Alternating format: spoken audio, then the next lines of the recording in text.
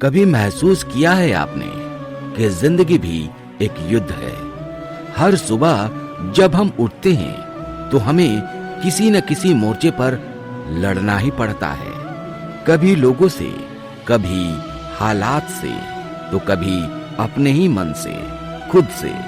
हर इंसान के भीतर एक अर्जुन बैठा है जो उलझा है सवालों में, डर में, मोह में।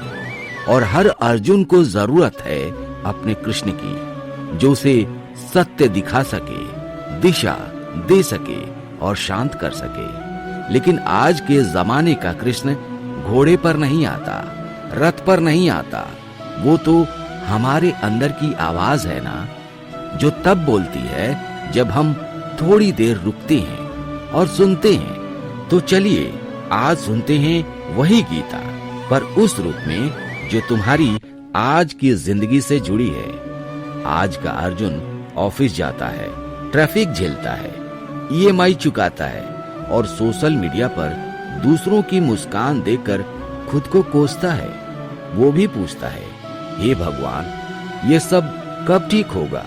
मैं क्यों इतना उलझा हुआ हूँ? मैं क्या करूं? किस रास्ते पर चलूं?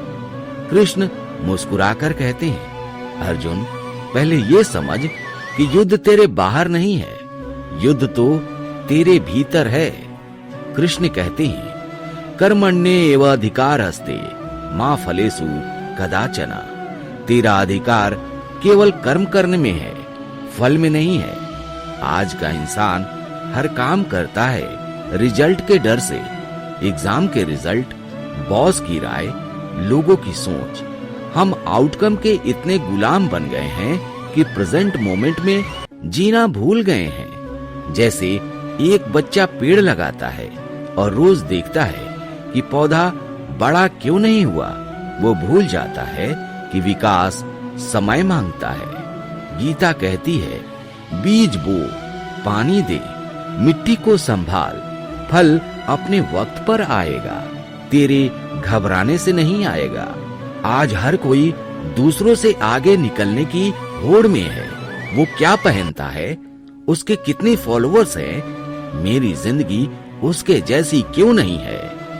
कृष्ण कहते हैं, स्वधर्मे निधनम श्रेयः परधर्मो भयावह। दूसरों की राह अपनाने से अच्छा है अपनी राह पर चलकर गिर जाना। एक मछली अगर चिड़िया की तरह उड़ना चाहेगी तो वो जिंदगी भर असफल रहेगी, पर जब वही मछली पानी में तैरेगी तो वो राजा बन जाएगी, रानी बन जाएगी। इसलिए कहा भी जाता है कि मछली जल की रानी है, यानी तेरी ताकत किसी और के रास्ते में नहीं है, तेरी खुद की पहचान में है। अर्जुन भी सोचता रहा, अगर मैं लड़ गया तो अपनों से अलग हो जाऊंगा, अगर नहीं लड़ा तो धर्म टूट जाएगा। कृष्ण कहते हैं, जिस बात पर तेरा नियंत्रण नहीं है उसकी चिंता मत कर। तू बारिश को रोक नहीं सकता, लेकिन तू छाता लेकर निकल सकता है। यही बुद्धिमानी है। जो कंट्रोल में है वही करना सीखो। कृष्ण कहते हैं, उद्धरेद आत्मना आत्मनम न आत्मनम अवसादयेत। मतलब ये है कि खुद को खुद ही उठाओ, कभी खुद को गिराओ मत। अगर समंदर खुद ये सोच ले कि मैं गंदा हूँ क्योंकि मुझ में नाले गिरते हैं, तो वो कभी विशाल नहीं बन पाएगा। वो विशाल इसलिए है क्योंकि वो हर गंदगी को समा लेता है और फिर भी अपनी गहराई नहीं खोता। ठीक उसी तरह तेरे अंदर गहराई है अर्जुन। बस याद रख, तू हारने नहीं आया है, तू सीखने आया है। भगवान कृष्ण कहते हैं, जो चीज तेरे पास है उसका सम्मान कर, लेकिन उसमें खुद को खो मत देना। अगर इस बात को आज के जमाने में हमें समझना है तो इसे ऐसे समझ सकते हैं कि हमारा मोबाइल फोन बहुत अच्छा है, लेकिन जब वो हम पर राज करने लगता है तो वो साधन नहीं, बंधन बन जाता है। हम उसके आदी हो जाते हैं। जैसे कमल का फूल कीचड़ में रहता है पर कीचड़ में डूबता नहीं है, वैसे ही हम भी इस दुनिया में रहते हैं पर दुनियादारी में हमें खोना नहीं चाहिए। आज का अर्जुन सवाल पूछता है कि हे प्रभु, सफलता का असली अर्थ क्या है? भगवान कृष्ण कहते हैं, योगः कर्मसु कौशलम। मतलब ये है कि काम को निपुणता से करना ही योग है। जब एक कुम्हार चाक घुमाता है, उस पर मिट्टी रखता है, तो वो सिर्फ घड़ा नहीं बना रहा होता, वो ध्यान में होता है, क्योंकि हर घुमाव में उसका मन जुड़ा है उसके कर्म से। यही सफलता का रहस्य है, काम करते वक्त खुद को भूल जाना। आज का अर्जुन डर और मृत्यु का सत्य जानना चाहता है। भगवान कृष्ण कहते हैं, न जायते म्रियते वा कदाचिता। मतलब ये है कि आत्मा न जन्म लेती है न मरती है। जब एक दीपक बुझता है तो वो रोशनी खत्म नहीं होती, वो बस दूसरे दीपक में चली जाती है। इसी तरह तेरी असफलता भी अंत नहीं है, वो तो बस एक नया अध्याय है।